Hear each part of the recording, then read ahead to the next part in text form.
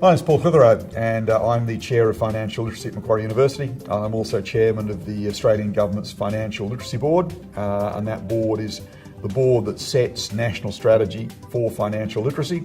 What is financial literacy? We want Australians, we want all people to have better money skills.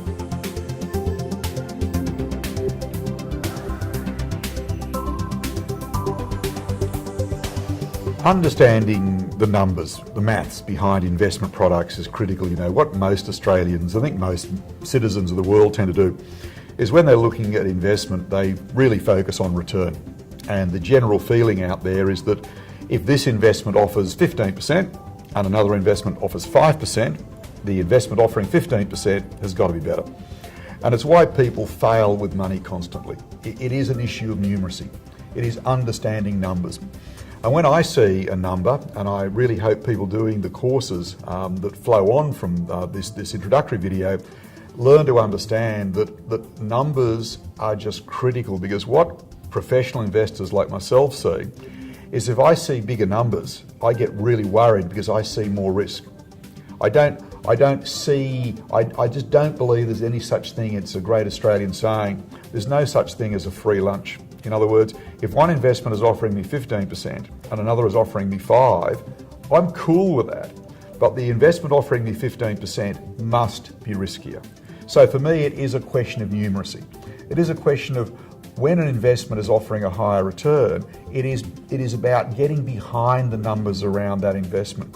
And there's also understanding the language. In this day and age, particularly with the internet, there's lots of fraud going on out there. Lots of people want your money. Lots of people want our money because it makes their life easier. And there's all sorts of scams and schemes. And where numeracy really protects you is numeracy makes sense of these numbers. Again, how do we turn numbers into English? I find a very valuable saying is, and this is about life in general and certainly about investment, if it looks too good to be true, it will be. And that's absolutely the case with investment. So numbers for me are very important in investment. I can see that a term deposit at the moment is probably only going to pay me, or an online savings account, it might be 2.5% or maybe 3% on my money.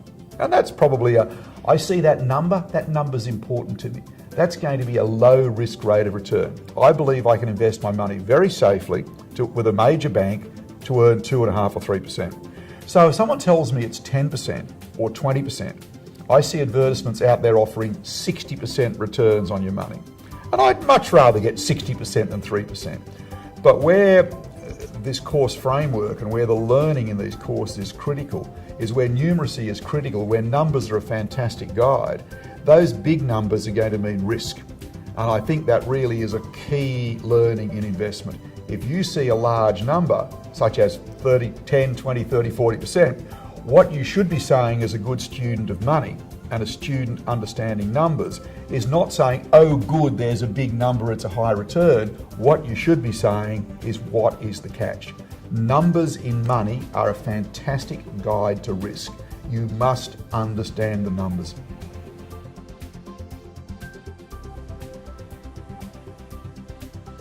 Risk is critical when it comes to money. We're just not good with risk and money. Let me try and give you an example. We're very good, after thousands of years of human experience and our mum and dad and our grandparents telling us stuff, we're really good with personal risk. So if mum and dad said to you when you were little, if you step out onto the street against the traffic, you'll get hit by a car and die. It's bleedingly obvious. If I say to you, let's have a coffee with the crew after we finish shooting this video, we'll all pack up, we'll walk to the lift, we'll get the lift down to the ground floor, we'll walk and get a coffee. The truth is that jumping out the window would be faster. Categorically, we're going to get down 30 floors really, really quickly. But the problem is that what we know is we will get down faster, but when we hit the concrete at the bottom, we intuitively know we're dead. So we understand risk. Yet with money, we simply fail to do this. I see people with their money doing the equivalent of jumping out of 30-storey buildings every day, because people say to them, you can borrow all this money with no risk. You can go out and buy a house on a very low income with no risk. You can buy an investment that's going to make you 50%. Come to my free seminar and I'll show you how to earn 50% per annum share trading using a computer program. What we don't seem to believe is that would like to find an easier way with money. But like our life, with money, everything is about risk and return. And so what we've got to learn to do, and that's the nature of these programs in understanding risk, is we humans are not yet well versed in thousands of years of this very modern world around money. And we're not versed in what is risk and money. And I see Australians literally ruining their lives daily by taking investment risk that loses their money. Now, in some cases, it might be a young Australian who maybe makes a $500 investment in a small share that fails and they lose $500. Now, in many ways, that's a wonderful learning experience. But if you're retired or your mum and dad have retired and they lose all their retirement wealth to a bad investment or an investment scam, the risk they have taken is completely inappropriate. And so the reason we're very, very keen for Australians of all ages to understand more about risk is that risk is your guide. And one of the things that we keep talking about with money is a great Australian analogy is when you go to an Australian beach is to swim between the flags. Because if you do get into trouble, and you may, at least you're between the flags and you've got every chance of being rescued. But in the world of money, it's very hard to find out where the flags are on the beach. There's lots of high-risk investments out there. There's lots of scams out there. We all want higher returns. Risk is the measure of how not to get ripped off. And so for me, if you are going to be successful with money, you categorically, to be successful with money, you must learn about understanding and applying risk to your money. So risk is, if you like, risk is your guide. It allows you to make better money decisions.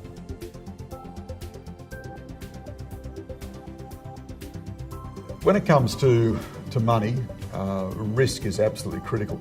And at a higher level, I really felt that the example of the New South Wales government in the last election, which is a couple of years ago now, but the principle remains valid, doesn't really matter when it was. But I thought the Mike Baird New South Wales government was one of our more interesting elections when it comes to risk and money. And people are going, no election's interesting. This one was because the government went out and said, well, if we, the New South Wales government, lease 50% of our poles and wires behind our electricity network, we will raise tens of billions of dollars. And what we're going to do with that tens of billions of dollars is we're going to undertake the following projects. Some were schools, some were hospitals. New South Wales is getting a new under the bridge railway system. New rail is going in. So in other words, we get an infrastructure, a significant infrastructure in the state of New South Wales, which obviously creates jobs and so on. But it also upsets people who don't want to lease half of the poles and wires. And what I thought was fascinating here was, for the first time, I actually saw a government coming up with a risk plan around money. What the government said is that, look, we are going to go to election saying this is, if we are voted in, we will be leasing 50% of the poles and wires, our electricity infrastructure, for many, many years, and in return, we will be receiving billions of dollars. And to the people of New South Wales, to the voters of New South Wales, they said, and if you vote for us, we will proceed to do this, and this is exactly how the money is going to be used. And I thought it was a really interesting example of trying to minimise risk around money and politics. So at least in a sense, if you didn't agree with this process, you could vote against the government. Now, as it turned out, the people of New South Wales overwhelmingly voted the Mike Baird government in. And now, of course, we've got billions of dollars pouring into infrastructure. But at least I think people feel they had a choice and an understanding of what is the risk involved. So if we vote against the government, we don't get these things. And I really like the money story in there. It's about budgeting, it's about risk, it's about political risk, it's also about financial risk. And in a sense, why didn't the government go out and borrow $40 or $50 billion to do this? Because that's debt that would belong to all citizens of New South Wales. And it was an interesting me, for example, of government and risk and decision making. And it's fascinating how that thing played out, but really it is actually about risk at the highest level.